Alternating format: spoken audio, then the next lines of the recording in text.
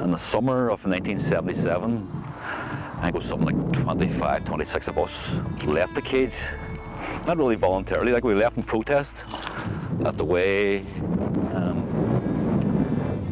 present staff, the INLA staff in the cage, was conducting its business. So the screws kept us in the, what was known as the boards area for about maybe 6 weeks, 2 months. Can't remember exactly when, like, or exactly how long. And they made a decision to take our political status off us. They moved us down to the H blocks. Now, the difference between the cages and the H blocks was difference night and day.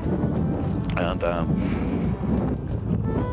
when I recall my first memory, like, of going into the H blocks, was going into the circle. It was H5. It was the blanket protest was going on. We joined the blanket protest.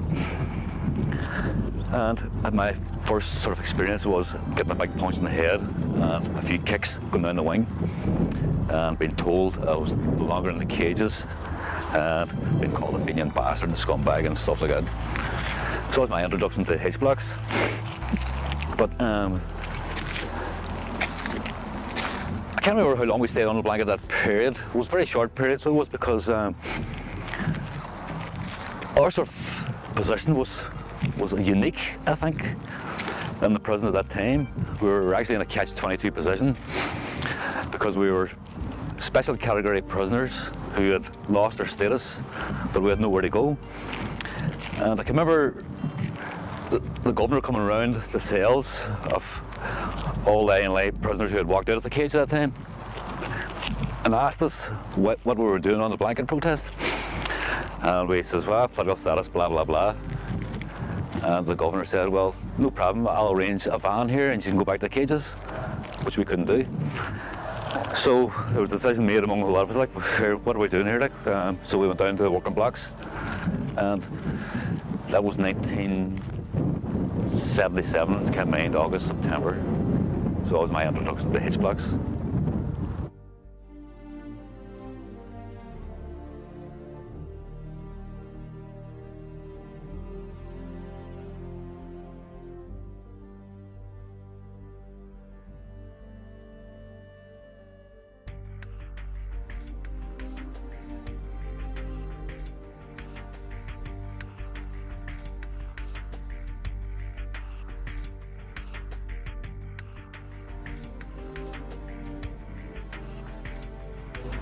So we left the cages 1977, sometime around the summer. We were held in solitary confinement for maybe 6 weeks, 8 weeks in what was known as the boards area. And we were told our political status had been taken off us, and we were brought to the H blocks. I can remember the first H block we came to was H5. It was the blanket protest was going on at that stage. I can remember walking in there, and we were lined up along this grill here. Like, I can't remember how many of us there were because we were all split up. There was 4 or 5 of us, 6 of us going to protect our wing.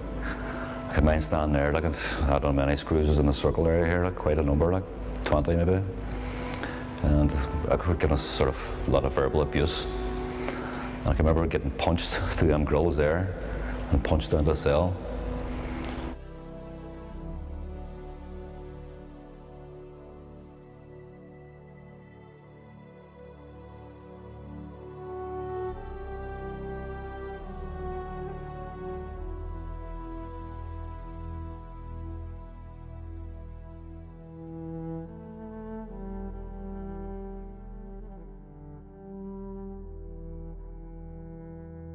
From the end of summer 77 until the summer of 78, I've been consistently getting beatings from the screws. The degree of the beatings would have varied. You know, sometimes it would have been a couple of slaps around the head, which was really nothing, like a couple of kicks, and some would have been quite serious kickings, beatings.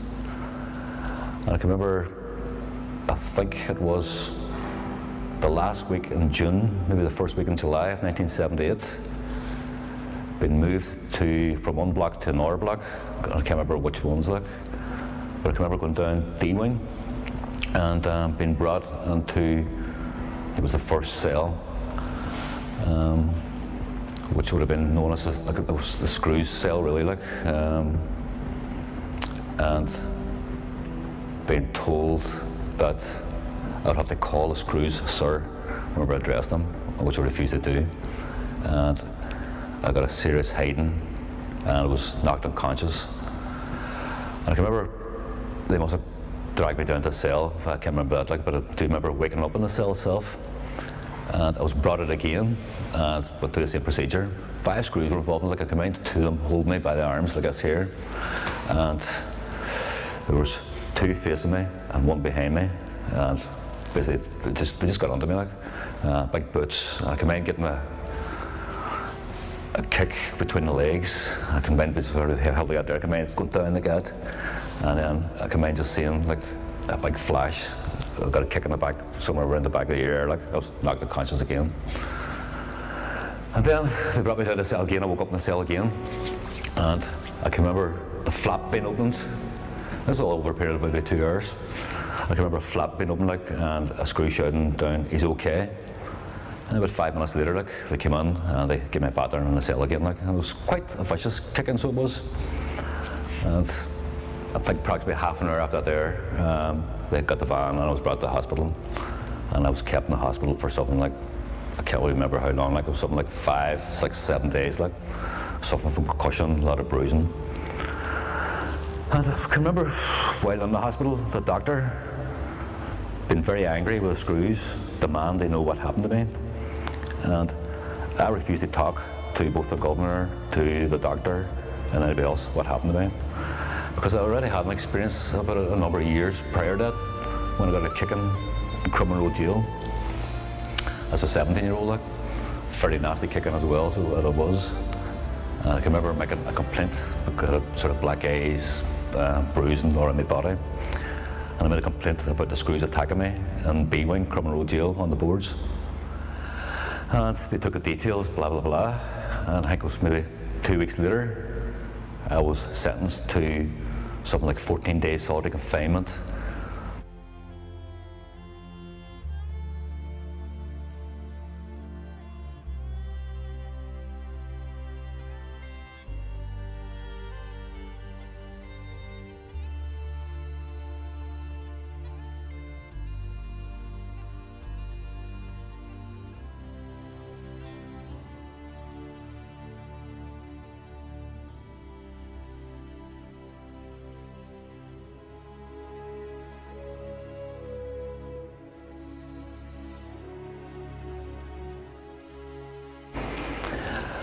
And sometimes I come in actually here fighting with maybe 4 or 5 screws. I was completely naked, and I come in being trailed up in between them grills there. I come in being, they were at me with brushes. I come in being pinned against the wall. Like, I was completely naked, like, I've been 19, 20 years of age then, like, when I completely put up against the wall with all sorts of brushes and mops, and they were kicking the shit just basically out of me, like. And I fought back, so I did, and I knew I was on a loser. So, and I can remember also, like, in this particular block, they used this cell here for all the uniforms had been on it, like, and, you know, when we were going visits, they brought you here, you took your blanket off, you'd come up with your towel, you'd come in here, you'd put the uniform on to go to visit. And on the way back again, they brought you in as well, and what they had was like a big sponge foam with a mirror on it, and it actually, you know, you'd be completely naked, and you'd be standing on the top of it, like, and they'd ask you to squat, you refuse to do it. A couple of screws would kick your legs like that, you go down, and they'd put you down like that, and I just fought back.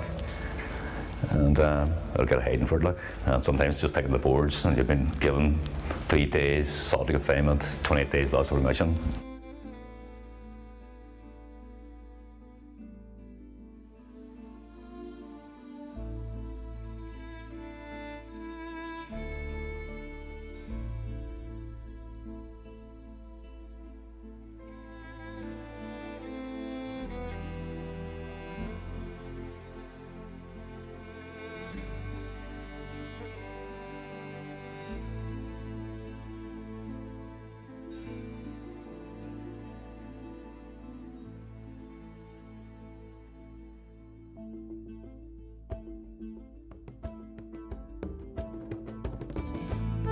I've been here during the first hunger strike, and the hidings from the screws, you know, it wasn't just me, it was everybody got it, like, and sometimes you were just waiting, like, sometimes the waiting was the worst. You'd hear the kickings maybe starting from that cell there, like going to each cell, give everybody a bit of a duffing, like. And I think the waiting was the worst, like, and then once you got it, like, you were happy enough, fuck it, you know. Took your oil, basically, type thing, like. But the real bad hiding I got, like, which I talked about earlier on, like in 1978, that's forced. I felt at that time like the biddings were never going to end. They were consistent, like, and they were getting heavier and heavier. And what you had was like grown men then, like, and I was just turned 20 years of age. And they'd been holding you down the ground, like, and they were wearing these work boots and big kicks in the head, back. And this had to be coming from the very top. It had to be coming from the Northern Ireland office. Give them hell, bat the shit clean out of them, like. Because they'd done it consistently. They broke prisoners' arms. They give the prisoners constantly going to the hospital. With quite serious injuries, so there was no doubt in my mind like this was coming from the very top.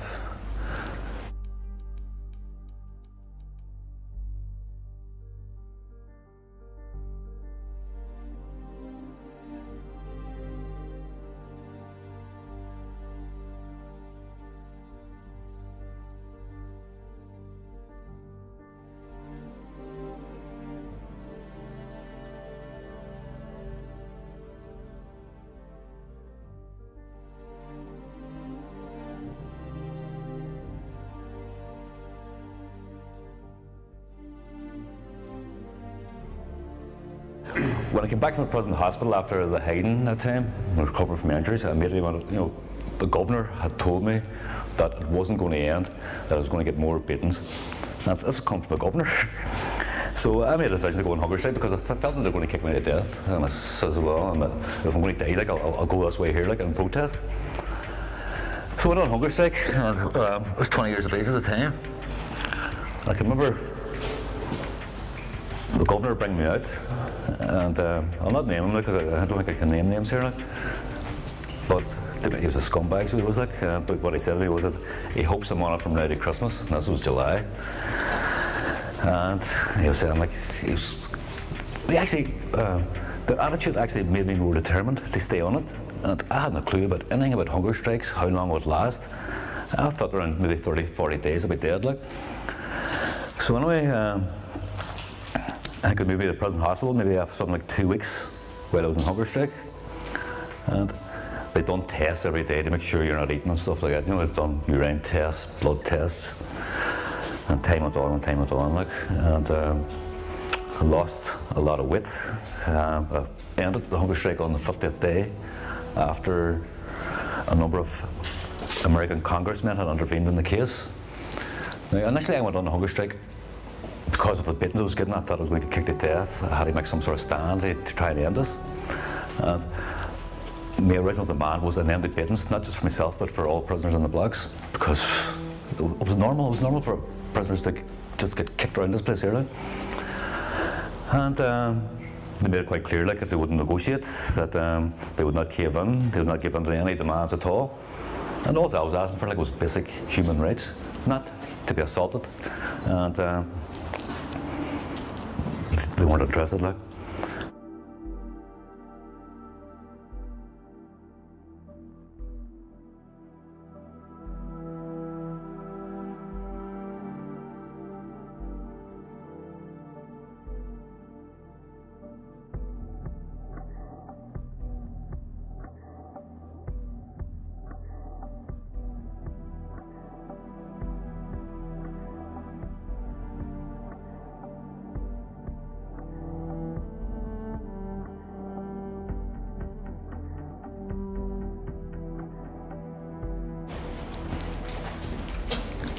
There was sort of a heavy focus during 1978 in the media on the hunger strike that I was on, my age, and what I was going through in the jails here.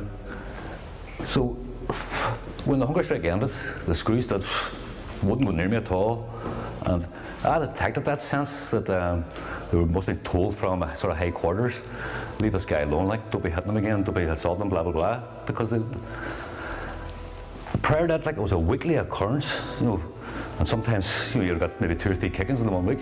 Sometimes maybe a couple of weeks would run by and you wouldn't get touched. But it was fairly regular and fairly consistent. But after hunger strike was on, it all ended. And I don't think I got another hiding until I think it was the winter of 1980, and I was in this block here, like. And I described the kicking I got earlier on, like. And it was a few hours as well, but they weren't sort of serious, like a few slaps about the head, stuff like that. So that was okay, like, during that particular period, yeah, there was turmoil in the H blocks, so it was like.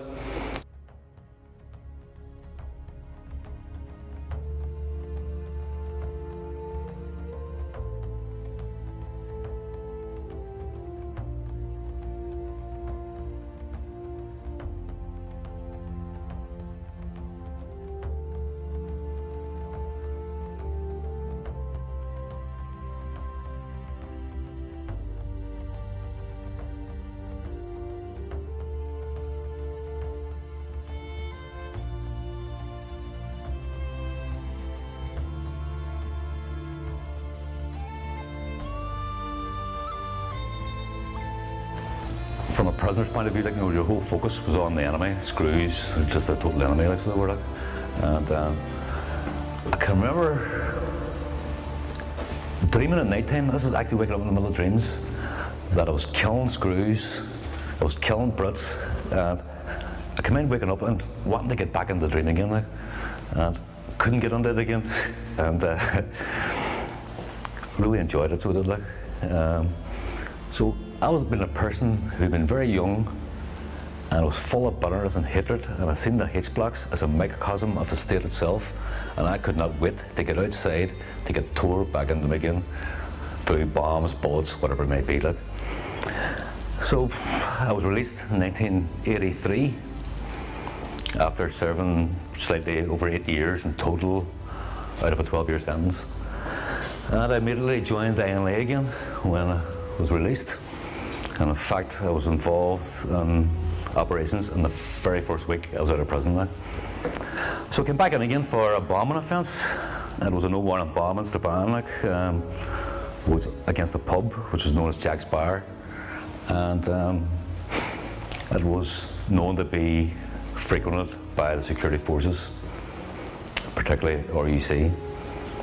And the pub itself, you would have like a security door, which is highly unusual for like Strabane, like, but a security door on, and if you went into the pub, like, you were checked out, blah blah blah, because the security forces used it.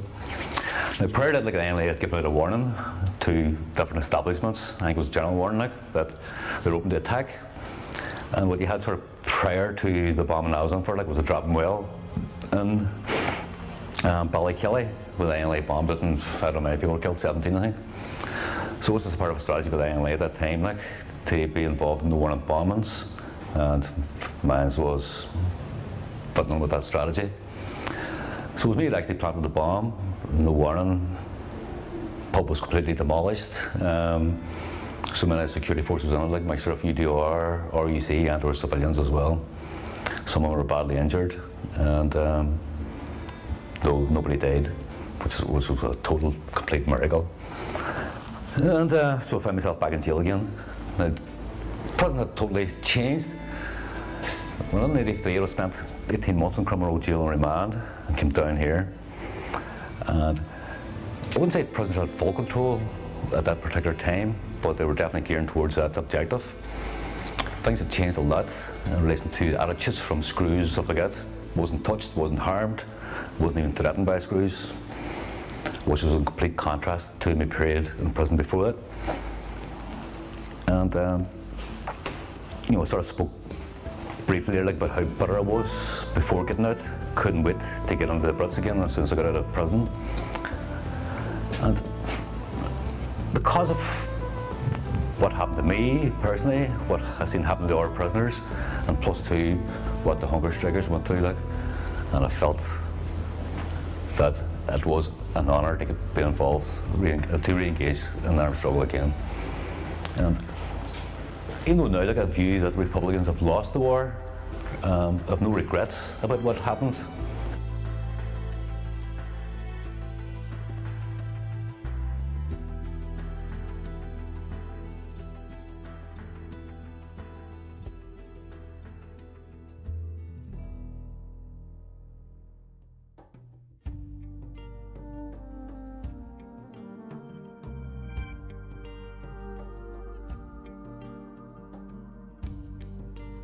I do know, like, when we first joined the IRA, like, as a 13-year-old, I would have joined the FINA, then I would have joined the Provisional IRA Army, and then I would have joined the INLA in 1975.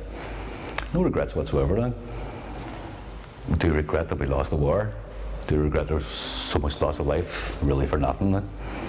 But I think it was the right thing to do at that time, like, because once you're engaged in any type of struggle, like, you don't know what the outcome is. It's not preordained or predetermined. So, so this is like a H blocks that completely changed, and there was a constant sort of battle with the screws from 1985. That's when I came back down the blocks again after a man on Crummer Road for better conditions, breaking the screws down, basically geared towards running the blocks ourselves. And what we had sort of at the end up was political status and everything but name only. And it would be fair to say that the hunger strikers didn't die in vain. The hunger strikers did achieve, or did kick off, the road to political status, full political status again. Right?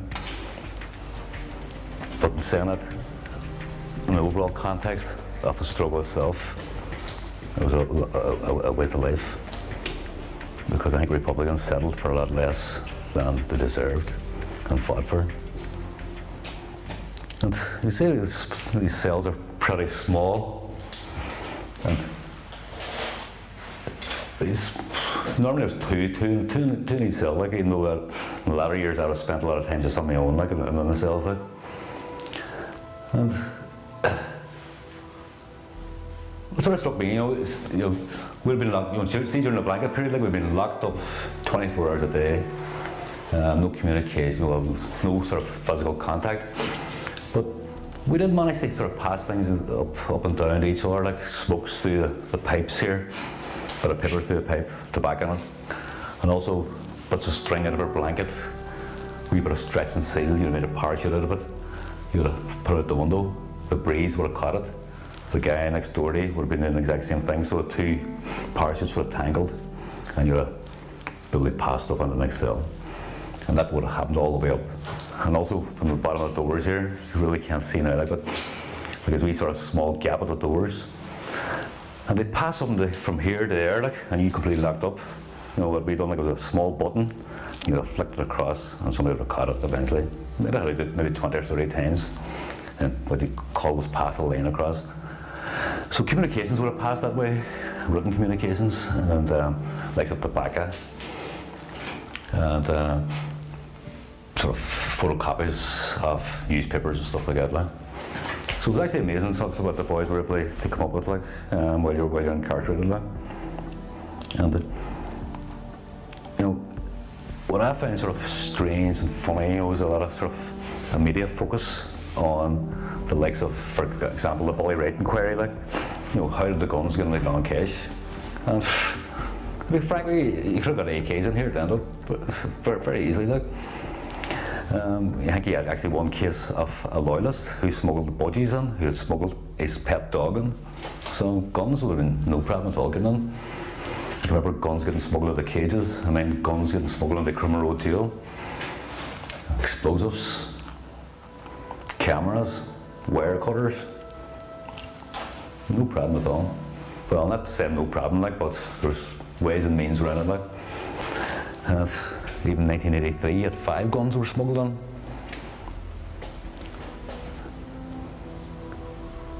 Very, very easily, like.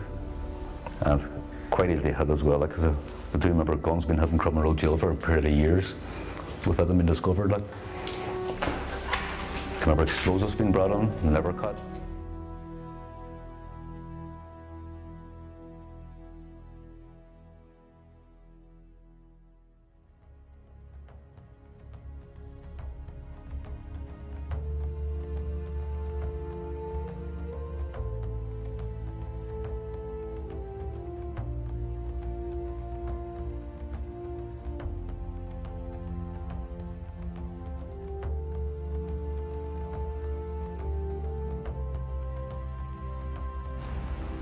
I don't know exactly how long I spent in jail, like, I never actually counted up the weeks and months and stuff like that, like, but would have been something like 18 years and maybe in 3 months, 4 weeks or whatever. I just don't know. Like, I just always put it down to 18 years, like, with a break of 6 months in between that.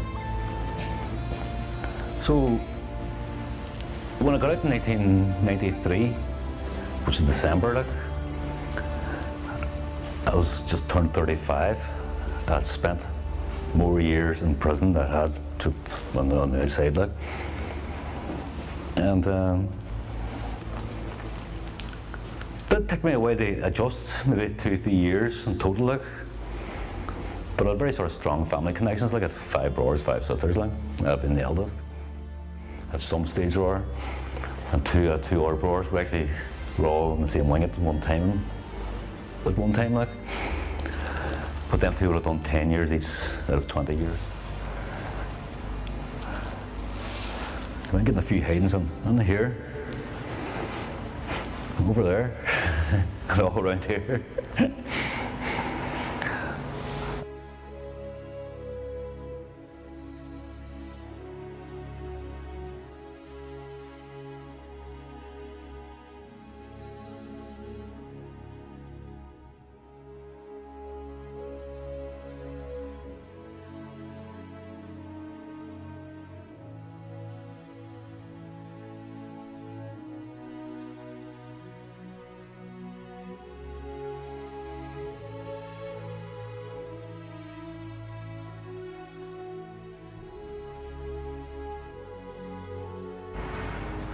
You've got the sort of the controversy which surrounded Richard O'Raw's claims during the hunger strike. Like, he was a PRO, and he was in a unique position to know exactly what was going on in relation to negotiations between the Brits and Republicans on the hunger strike.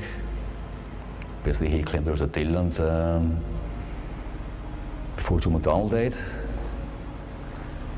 which was acceptable to Republican leadership in the jail. The Republican leadership actually accepted the deal.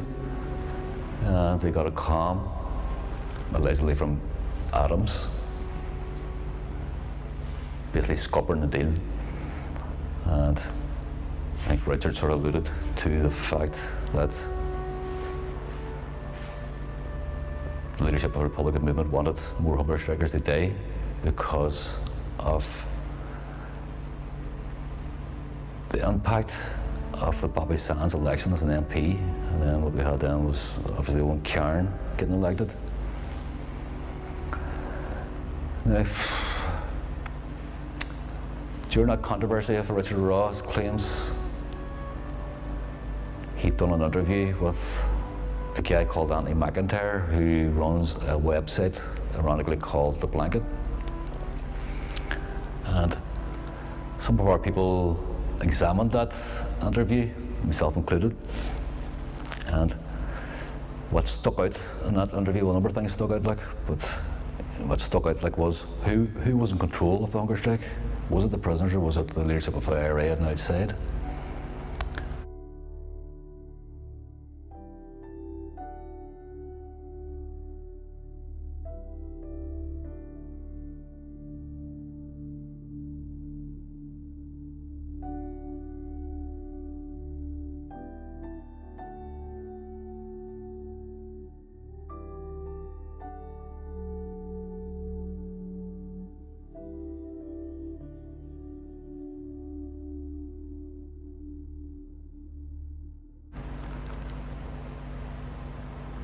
Point that was made during the interview was that there was evidence to back up Richard O'Raw's claims, which would be given to selected journalists and academics when the time came. Our leadership came under a bit of pressure to examine this here, to investigate it, and as one of the people who was involved in it. And I got in contact with Richard O'Raw and Anthony McIntyre in relation to this evidence. What was it? So there was a bit of to and fro between ourselves and these other parties who had this evidence. And what I can say was highly alarming. It was disturbing. Do I believe Richard O'Raw's claims? I do indeed.